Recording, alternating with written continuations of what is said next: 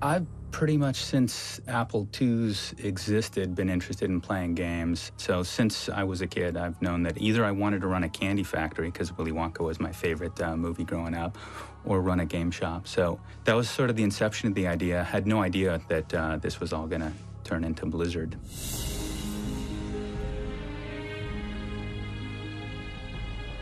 I just thought making games would be fun, and managed to talk a couple of cool guys in college into coming on board, and here, we are 20 years later.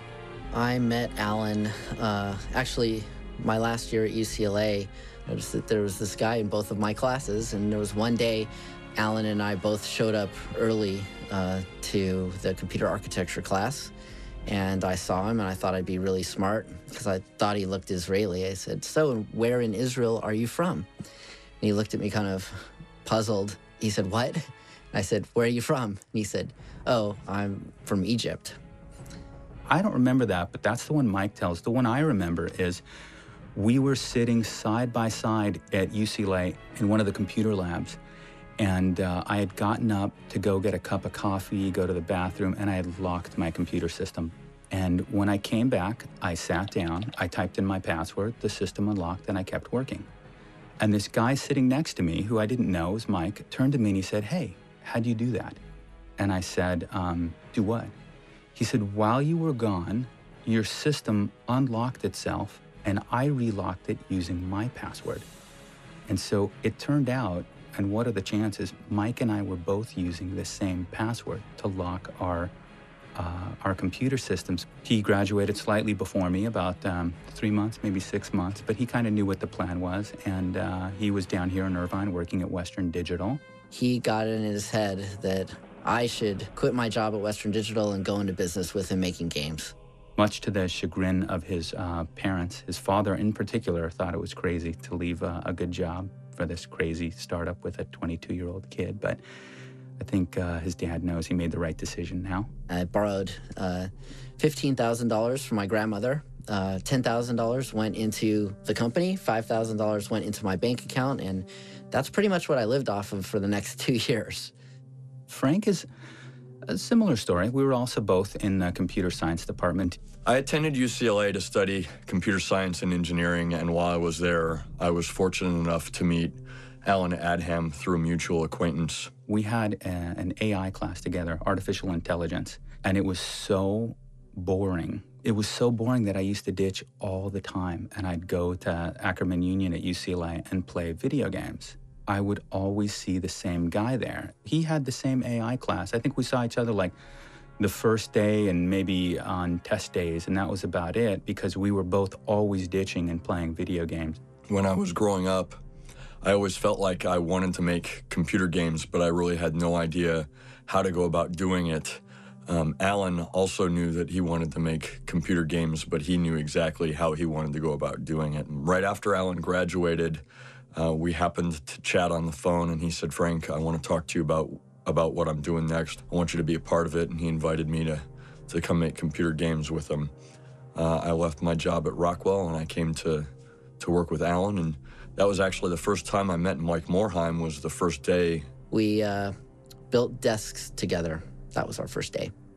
It was a very small space, about 600 square feet, and right out the gate we started working on ports of Amiga and Mac titles, which was actually really great exposure for us because having never authored code for a computer game before, this gave us a huge code base to look at. There was this attitude that it didn't matter what our project was, we were going to learn how to do it, and we could learn anything that we set our minds to. Initially, we were called Silicon and Synapse. Silicon, the building block of the computer, and Synapse, the building block of the human mind. Computers, brains, creativity, technology, nobody got it. What we actually got over the phone was silicone. Isn't that what you put in women's breast implants? And what the hell is a synapse?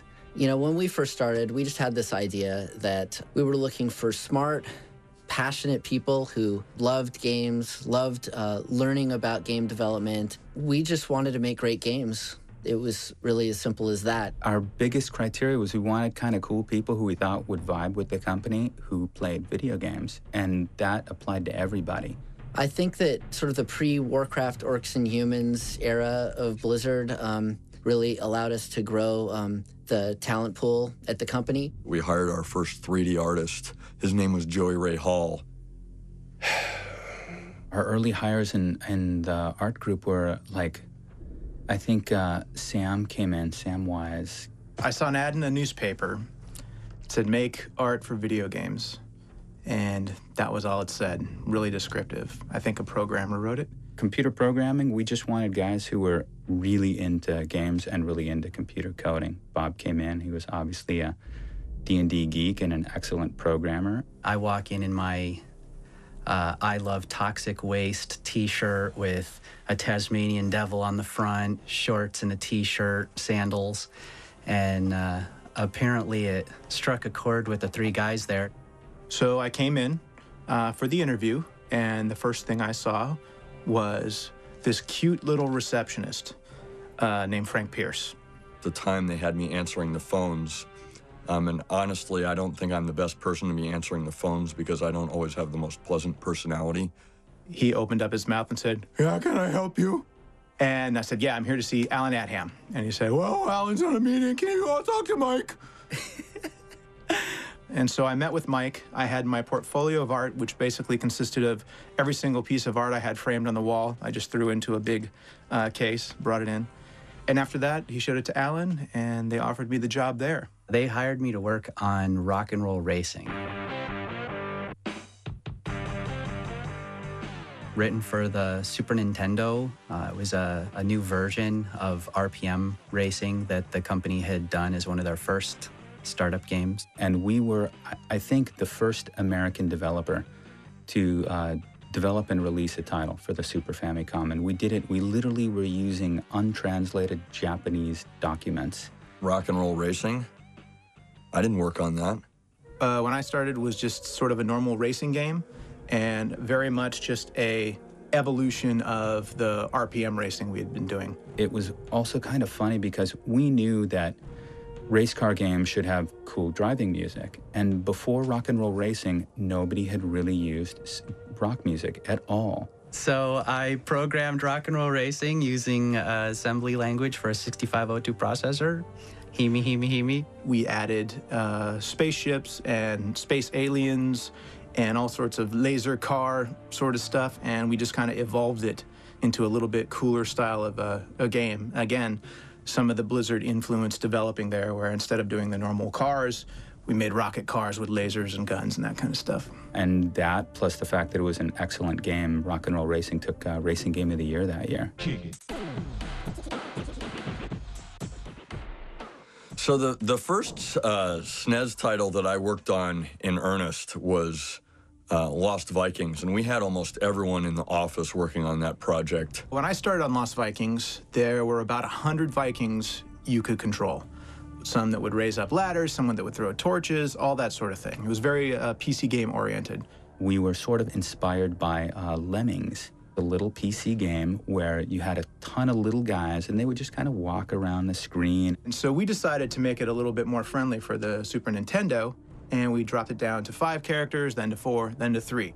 But it also had a lot of puzzles and a lot of level design and a lot more creative stuff that we were putting into it than we had needed to, I would say, previously. For Lost Vikings, I was responsible for doing all the layouts for all of the puzzles and all the levels within Lost Vikings.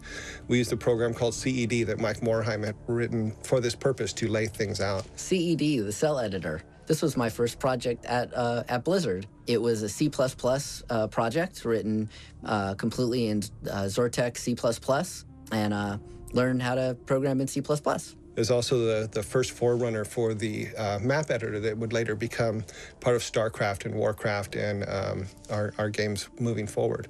That's kind of our first move of taking sort of PC-style artwork and bringing it more into the Blizzard art style, where it's a little bit more cartoony, it's a little bit more accessible to the console market. It went on to win Puzzle Game of the Year in the same year that Rock and Roll Racing won Racing Game of the Year. And so our tiny little company with about 20 employees won 2, I think, of the top 7 awards that year. Keeping in mind we were competing against companies like Sega and Nintendo and Konami and Capcom. I think we may have been the only company to win 2 of the 7 top awards. I was the lead programming guy on Blackthorn, which was one of the few games that we've done over the years that didn't actually have a multiplayer component to it. It was inspired by a couple of cool games that at the time we thought were really fun, kind of blends between, puzzle games and shooters. Blackthorn was actually our first rotoscope game. We actually took Frank Pierce out in the back alley and got him to jump over a bunch of wood and got him to run and climb ladders and things like that, and we'd videotape him. Then we'd come back in and we'd draw over him for the character. It was a little bit dry and a little bit boring, so we ended up making it on some far-off planet, and for some reason this guy with the dirty t-shirt and jeans is a prince, and like all princes, they have shotguns. It was a pretty quick development. I don't remember it taking very long. When I think back on Blackthorn, the funny thing I think about it is that the 2 artists that were primarily responsible for creating the character art for Blackthorn both had long, stringy hair. And if you look at all the character art in Blackthorn, including the main character, they've got this long, stringy hair, and it's like, wow, these artists basically created this character art in their own image. And so I think we need more diversity among our artists working on any one project so that we get diversity in that character art. I guess the other funny story to go along with that was we had to change the name in Europe from Blackthorn to Black Hawk. Blackthorn turns out to be a really popular brand of beer in Europe. So it'd be like, I guess, if we had named our product Budweiser. In the early years, the company pretty much lived on royalties that we got from the games we worked on or the ports that we worked on. But there were times when there just wasn't enough money to pay salaries and stuff like that. On paper, it always looked like we were just a couple months away from being completely in the black and having a windfall of excess cash to work with, and it never really happened. Mike and I tried to, shelter everybody from anything other than making the games. We found out that you could actually get interest-free advances on your Discovery card by going to the supermarket and getting cash back. They would go and they would cash in their credit cards at the local market and then put the money in the bank account so that they could still make payroll. And although we never missed the payroll, it's really a miracle that we never missed a payroll because we were always a week away from being unable to make payroll. And some people knew about this and some people didn't. But those of us that did, we know the kind of people these men are, and we knew then that we would work for these people forever. And so it was a pretty lean couple of years early on, but amazingly still super, super fun. The company sort of grew beyond the point where our Discover cards couldn't handle it anymore. So we each went to our parents and we got them to put each $20,000 into a bank account, so $40,000. And at the time that we sold the company to Davidson and Associates, we completely maxed out the $40,000 credit line. And so, yeah, I mean, it was pretty tight for the first few years. So that was a period where we were transitioning from being a third-party developer where we would make products for other companies based on their ideas. The next step up was being sort of a joint developer where we would take our own concepts and pitch them like Lost Vikings. And then we decided we wanted to try self-publishing, and we had started with Warcraft. The idea there was that it would still be published by an established publisher who had distribution, but we would control the packaging, we would sort of control the marketing, and our name would go on the front of the box. In the middle of that process, Bob and Jan Davidson came along. We became aware of Silicon and Synapse because we had a product called KidWorks, which needed to be transformed into Windows. And they took on the project, they did it on budget, on time. I heard about Silicon and Synapse when I started at Davidson and Associates. And interestingly enough, when I arrived, the first thing that I was asked to do was do contractual due diligence to acquire this little company that Davidson was looking at. Our interest in buying them came because we had achieved a larger and larger market share of the educational software market, and a larger business, much larger, was the entertainment side of PC software. One night, Bob just said to Alan, he goes, "How much do you want?" And Alan gave him an astronomical amount, and thinking that Bob would just go, "No way, that's way too much." And Bob said yes. We were a public company at the time, I believe, and so we had the wherewithal to do that. But we didn't know if they had an interest in selling, but I guess Interplay made them an offer or approached them about acquiring more of them. Interplay back in those days was the cream of the crop. They were an excellent company and had a lot of really, really good people. We always thought, well, Interplay had a bit of an advantage because they were culturally aligned with the folks at Silicon and Synapse. On the other hand, we were adults. And one of the things they were looking for was adults to do the business side of the business. They basically said, nothing has to change. You guys continue doing just what you're doing now. You guys are really good at making games. We're really good at educational software. We'll handle the sales and distribution for you, but nothing has to change. Keep doing what you're doing. These guys are creative, and you can't control, creative talent. You've got to let it do what it's going to do. And I said, they're more than creative. They understand they're consumers. They are their consumers. Finally, on a Friday, Alan called me and said, your company's really very attractive, but, we've been doing business with Interplay for quite a while, and we think we're going to go that direction. And Jan came in my office a little while later, and I said, well, the guys down at Silicon and Synapse have decided to go to Interplay. She said, really, can I talk to Alan? I said, be my guest. And she did. So I'll let her describe that conversation. Well, I called him up and I said, you have made a big mistake. And he said, well, we've been sitting on the floor and we were thinking that we may have done the worst thing we've ever done to ourselves. And I said, you've made a big mistake and I want you to think about it some more. The following Monday, Alan called me and he said, I've been thinking about what Jan has said all weekend and I didn't get a minute's sleep. And I'm thinking, that's pretty good.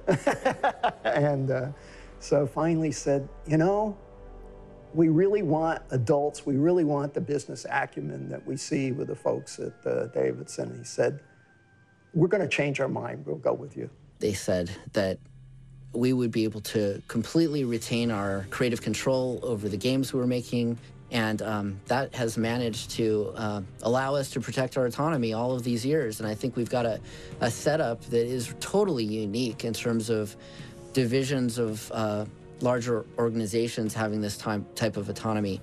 It wasn't hard for us to allow Blizzard to do its thing, but there was always a little caveat. As long as it was working, if it's not working, we may have to do something, but it always worked. There wasn't a time when it didn't work.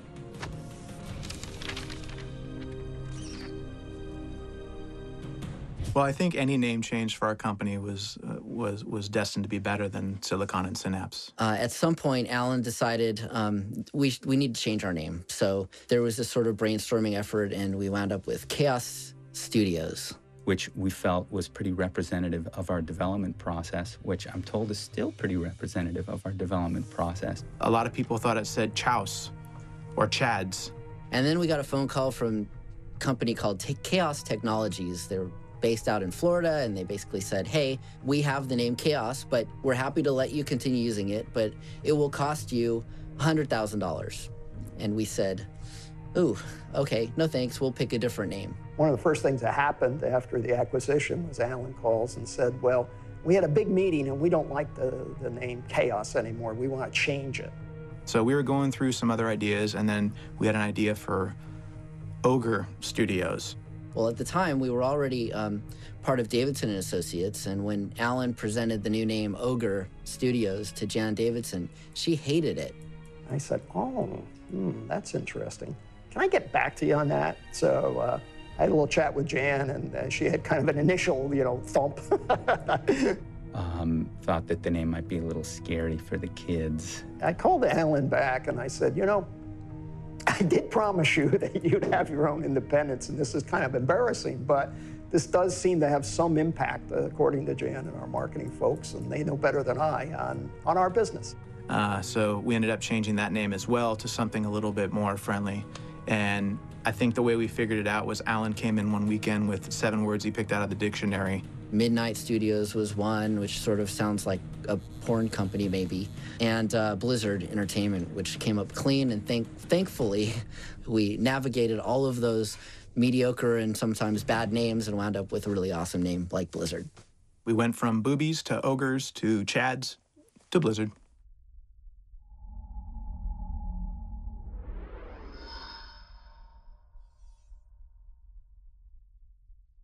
I remember, this was hundreds of years ago, a chap by the name of Chris Metzen came in, and he walked into my office. Alan was showing him around, and he noticed that I had a lot of D&D stuff on the walls, and so he and I were immediately connected there, geeks. I was playing with a band many years ago, and at one of the gigs we were doing, I guess I was drawing on a cocktail napkin or something. A friend of a friend came by and saw it, and said, hey, you know, there's this place down in Costa Mesa hiring for artists. And I didn't really know what the place was. I thought it was like some kind of graphic arts firm. But at the time I figured, hey, you know, if they're gonna pay me to draw, that sounds pretty good. And I rolled down on a, I don't know, Friday morning, and met a very charming man called Joey Ray. I think his first words out of his mouth were, you know, what the hell do you want? Some of the times we weren't exactly the most pleasant people to be talking to. We would answer phones like, what? And Alan would come out and yell at us and say, you can't answer the phone that way, guys. I'm like, okay, fine, you know. And I put, you know, some of my drawings down on the desk, and he went and got the boss, a guy named Alan Adham. And he invited me back. We talked for a little bit, and he asked me if I wanted a job, and I told him that I would sweep his floors. You know, I just knew that the place I'd walked into and all the people that I met that day, like that was, you know, it was home. It was basically, back in the day, a lot of geeks playing a lot of different games and listening to heavy metal and rock and roll and all that. There were a lot of shenanigans. You know, a bunch of yahoos running around, you know, running around with Nerf guns. And nobody knows how the Jawa Wall came to be. One day someone got a hold of like a little yellow block of Post-it notes.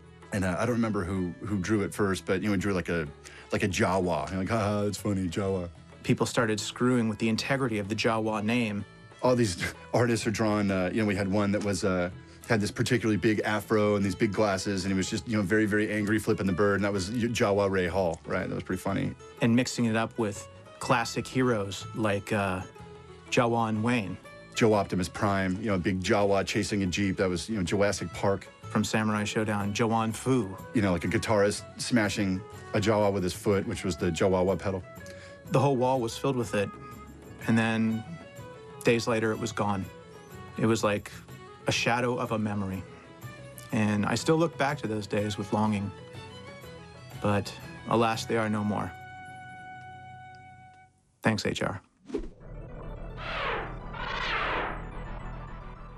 We had been making a lot of games for the console, and everything, you know, we had kind of pushed to be a little bit more thicker and chunkier. The first thing I worked on for Blizzard was Justice League Task Force. It was like a Street Fighter type game we were doing with superheroes, which just lit me up like a Christmas tree. This game was special because we learned a very valuable lesson in this, that Superman, no matter what you've seen, cannot kick. I moved on. I think they tried me out on tile sets for Lost Vikings 2. I started with Blizzard in '94, and I was quickly put into a bullpen with Mickey Nielsen, Dave Bergeron, Chris Metzen. I didn't really know Metzen at the time. I remember we were all just starting to learn 3D, and it was a pain in the butt because we'd all come from a very traditional background, artistic background. All the artists were transitioning over to 3D Max. You know, the whole industry's going 3D. I remember being very intimidated by the program. So I'm like, oh no, like I hope I can keep this job. I don't think I'm gonna be able to do this. I remember Chris cussing. I'm like, oh, that guy's cussing. Like, I don't know if they allow that in the workplace. And I remember just hearing him pull back and just... I wound up, I think, spitting on my screen in frustration. I look over, I'm like, dude, that guy's getting fired. And I remember for like the next week, every time I'd come in, I'm like, how is he still here? How did that guy not get fired? In those days, we wore a lot of hats. Everyone wore a lot of hats. You had your set job, like in my case, it was doing art or stuff like that, but I also was a receptionist. We also did all QA ourselves. We also did all tech support ourselves. I was one of two people that was in charge of tech support. So we would basically take telephone calls during the day, tech support calls during the day, and then in the evening we'd go to Fry's or Micro Center or whatever and pick up hardware to come install on people's computers. So we did a lot of stuff. Any time that you could do more than one thing, it was always appreciated, and we always just jumped in. That's the way we were. You'd have artists working on Death and Return of Superman one day, Then working on Justice League Task Force the next day, and then starting up this new little game, I don't know, what is it called? Warcraft!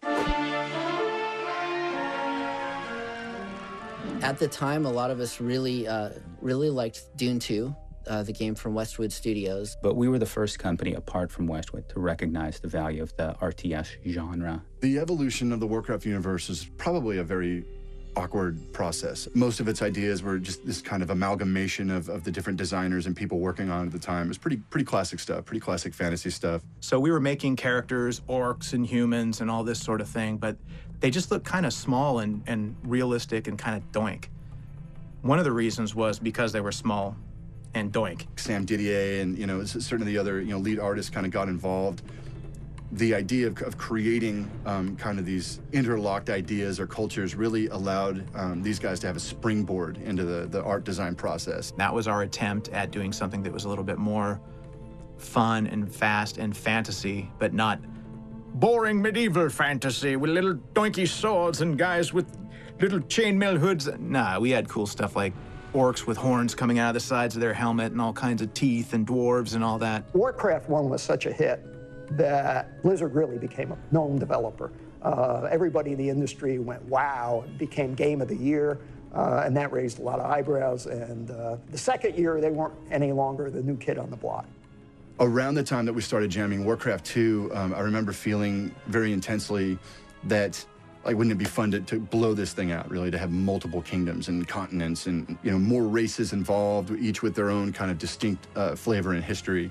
Ultimately, there were many years between, you know, Warcraft 2 and Warcraft 3. We had cut our teeth on a few other, you know, game types or universes that allowed us to grow and really get our, like, storytelling values in line. So by the time Warcraft 3 really came about, we were ready to attack that thing. We knew who we were as artists. We knew who we were as storytellers. And the ideas came much freer and much clearer. And it definitely had heart. The cinematics were fantastic. I, in some ways, still feel like those cinematics were the high watermark for the industry. And I think it'll just continue. I think, you know, we see over the next 10 or 20 years as the sort of artistic ceiling on what we can do real time continues to rise. It was also a very important project for me because I wanted to really define the art style for Blizzard. It was probably one of the first times that me and Metzen really focused very closely together on the storytelling. I'd set the bar pretty high in my mind, and to achieve that, it took a lot of late nights. Cinematics department actually, I guess the seeds of that started way back during the development of Warcraft, Orcs, and Humans. I think we had one person in the cinematics department. That was Joey Ray Hall. I was the original cinematics person at all in Blizzard Entertainment because I had 3D experience. He created these sort of, by today's standards, very rudimentary looking 3D zoom-ins on the map. By War II, we had started building up a lot more 3D stuff and bringing in more people. Before I started at Blizzard, I was going pre-med, and a buddy of mine was working at Blizzard and kept telling me, you got to check this thing out. And I remember walking into the office on Red Hill and thinking, okay, this is home. This is the coolest place ever. Why would I ever leave? Cinematics department was created round about the time of Diablo 1. We set out to basically prove ourselves. We did the intro to Diablo 1. And at the time, it was pretty cool. I look back on it now and cringe, but I guess it was pretty cool. Hello, my friend. Stay a while and listen. The idea for Diablo really came from the guys over at Condor, which eventually became Blizzard North. They were a solid team, young like us, very good. Originally, Diablo was going to be a turn-based claymation role-playing game. And we said, well, we think the kind of the core of the idea is excellent, but let us show you what we're doing with 3D these days. And so we kind of redirected them from claymation to 3D. Let's try to imagine what Diablo would have looked like if it were done with claymation.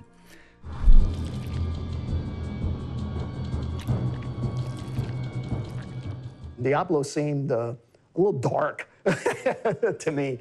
But by that time, I was not going to question the Blizzard. I mean, we'd already had 2 products, each which went #1. That wasn't a coincidence. With Warcraft 2, We offered network play, and what happened was people wanted to be able to play it over the internet, but we hadn't actually provided facilities for that. So with Diablo, we decided that we should be providing that matchmaking functionality, and that was really where the original idea for BattleNet came from. We always talked about one-button access. We wanted to be able to just push one button and be playing with your friends, and to be simple, and to not have to enter IP addresses and all kinds of stuff like that. A really easy way for people to find each other and share the gaming experiences that they wanted to play together. For us, it was a no-brainer because every day after work, and during work, we'd be playing either Samurai Showdown or Street Fighter or Mortal Kombat, and there was just no more satisfying a feeling than whooping your friend versus whooping a computer AI. One of my claims to fame is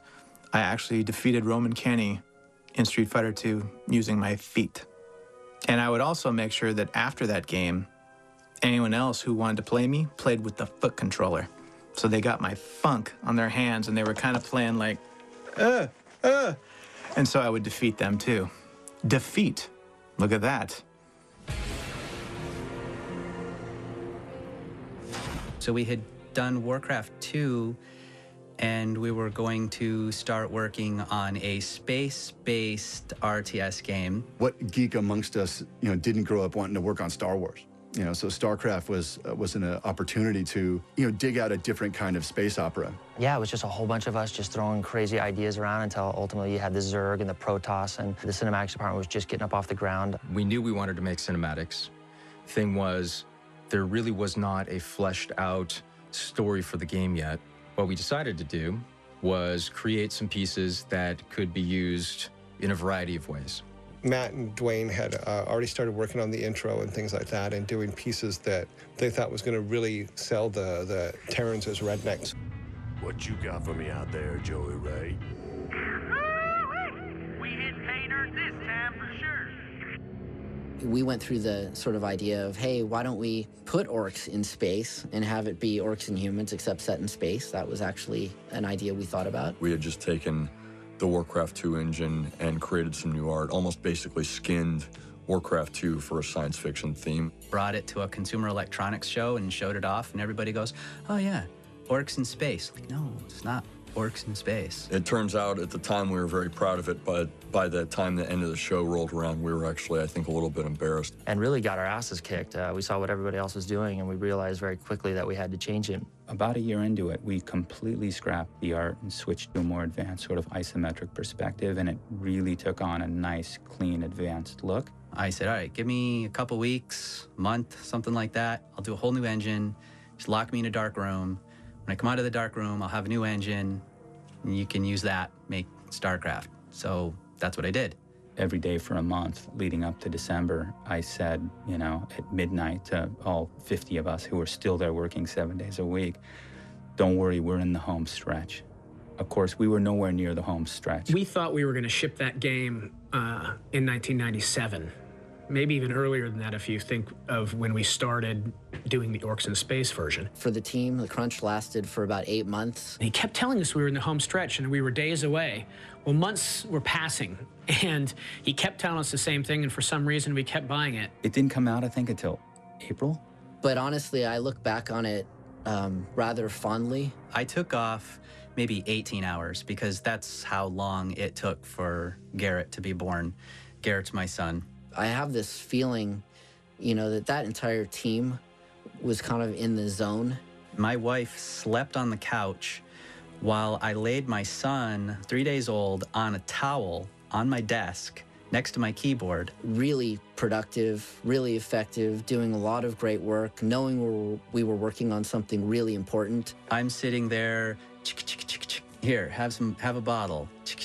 Just keep on working. And that was, that was family time at Blizzard in the early days. That's how I dealt with family and crunch. It was just a really important project, something we could be proud of.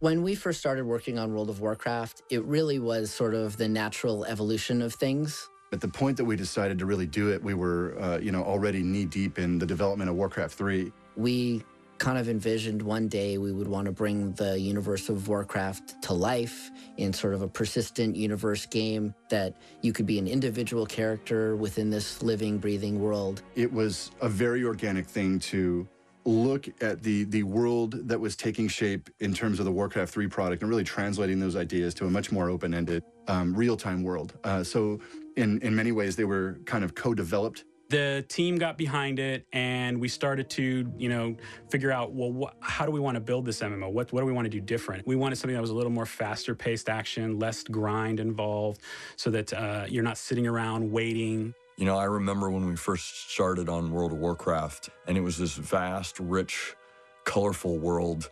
And so to sit down and play it and be really immersed in it and to find it so compelling, it definitely felt like something that was special. The first creature we made was called a furbog.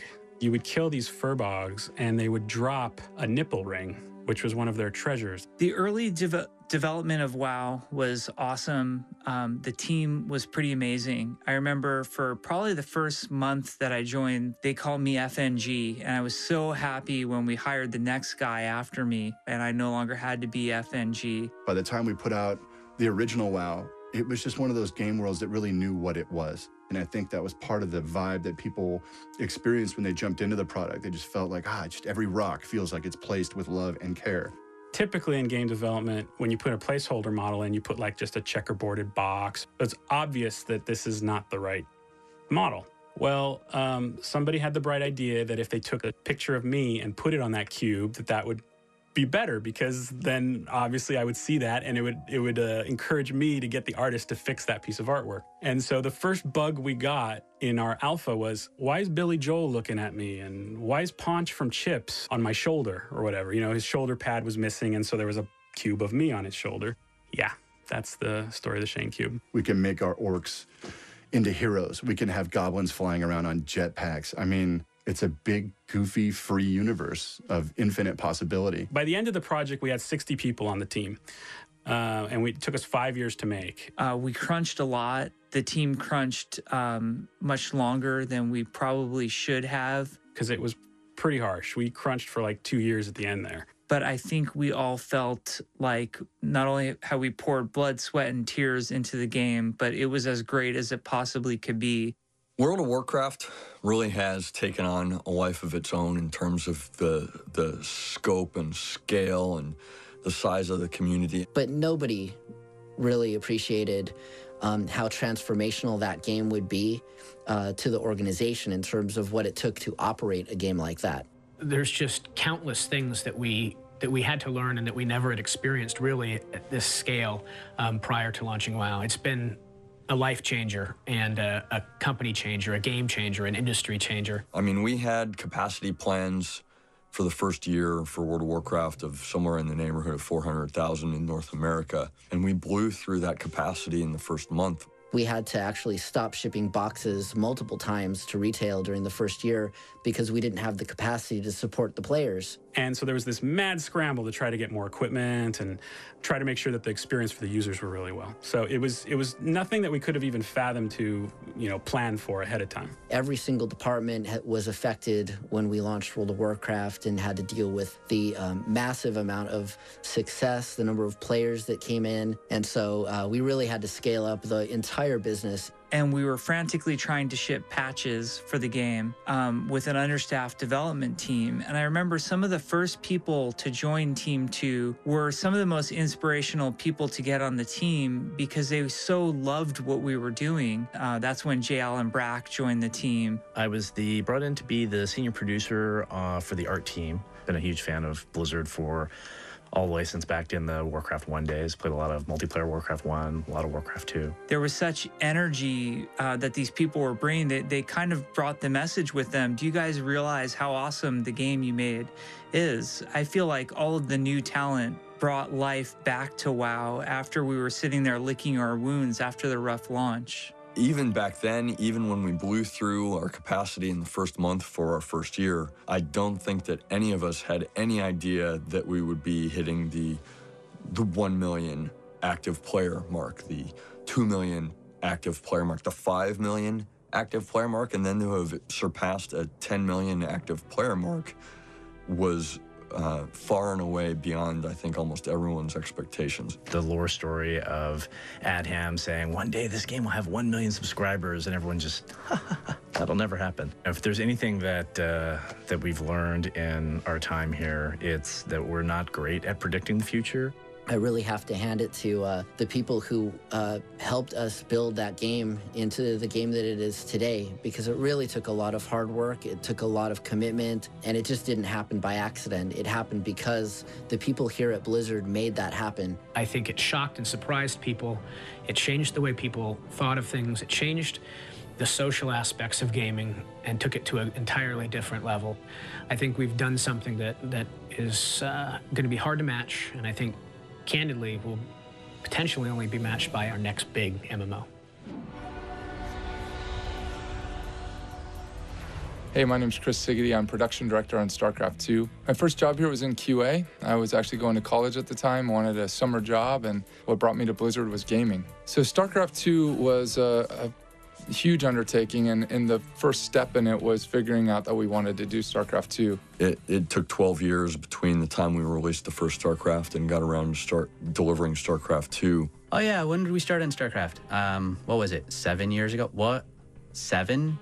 What I remember about it is the leadership at that time sat around and decided, yes, we're going to make StarCraft 2, and I still think I have this document, which was, okay, we're going to make StarCraft 2. What is StarCraft 2? StarCraft 2 is going to hearken to the legacy. It's going to largely feel like and play like the original game in 3D, of course. And then we're going to do something really cool with single player, and we're going to do something really cool with the online service. You know, storytelling is a really important component of all the games that we make also. With StarCraft 2, we recognized that that was going to be important, and we really built on that whole flexible storytelling experience. The team is fantastic. We've got really a very strong personality helping lead the team, which is Sammy, and he's got just such a great ability to influence people in a very positive manner. You had to have a real dedication to rise up before the crack of noon and show yourselves, and that's difficult. As you all know, all artists are designers, so we can also design our own games. But we have designers here now to help us out. Well, I started out, working for Rob Pardo on StarCraft, and we did, stuff on units and structures. We got to work on missions and this sort of thing. And then I got a chance to sort of take over more of a leadership role on StarCraft 2. And we hired a bunch of guys, put together a balanced team, and really started trying to put the game together. I wrote the AI for everything, actually. StarCraft 1, a lot of 2. I've always been looking for ways to make the computer not cheat. In StarCraft 2, we've completely eliminated all forms of cheating, all forms of effective cheating. You cannot tell the difference between a human and the computer anymore. We were trying to remake this classic game that we've all been playing, off and on for 10 different years now, and I think there was a lot of legitimate fear and dread on the development team that we could accomplish this task, that we could actually make a game that was hopefully worthy of the StarCraft name. One of the best PC games of all time, probably the best strategy game of all time. When we started on StarCraft and released it, I think everybody knew it was a fun game and had high hopes for it. I'm really proud of what we delivered from a storytelling experience for StarCraft 2. And, the multiplayer experience is awesome as well, and the Battle.net experience is awesome as well. To see how far StarCraft went was really incredible.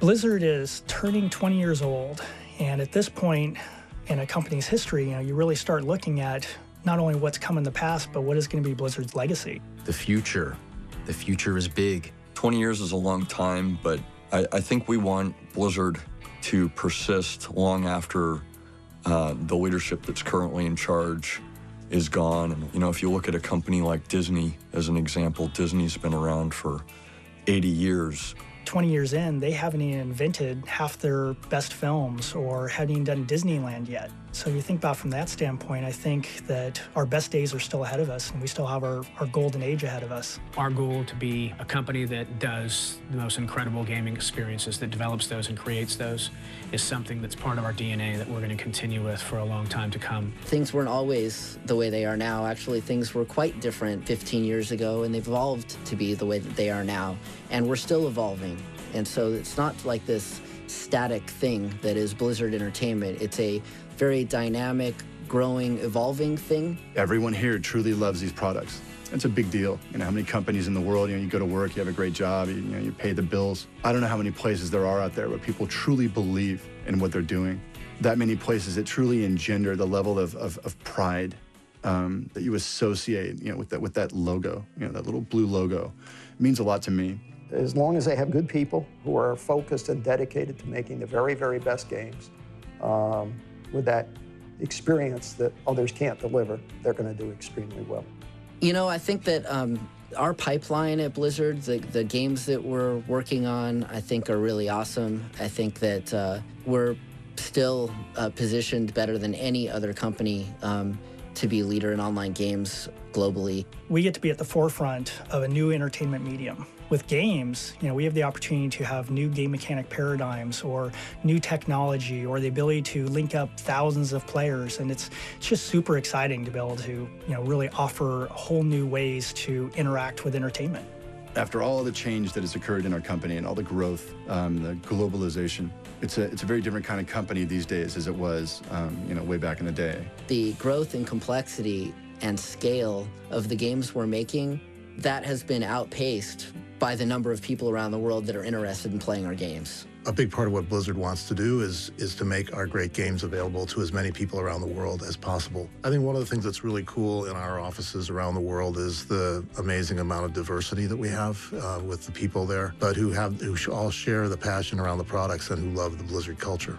With sort of the dominance of World of Warcraft, Blizzard might have a tendency to kind of want to defend that franchise for as long as possible. I know that there's other things in the works, and I think that that's excellent. I think that that team should go straight at World of Warcraft, trying to take every customer that World of Warcraft had, because if we don't, somebody else will.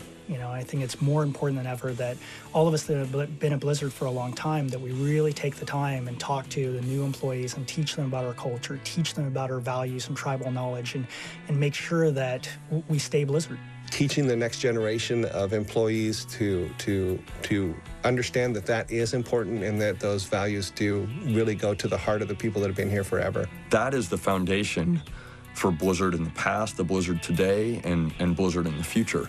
As long as we remember where our foundation is and what's made us successful to this point and keep that in mind in everything that we're doing, then definitely the future of Blizzard can be very bright.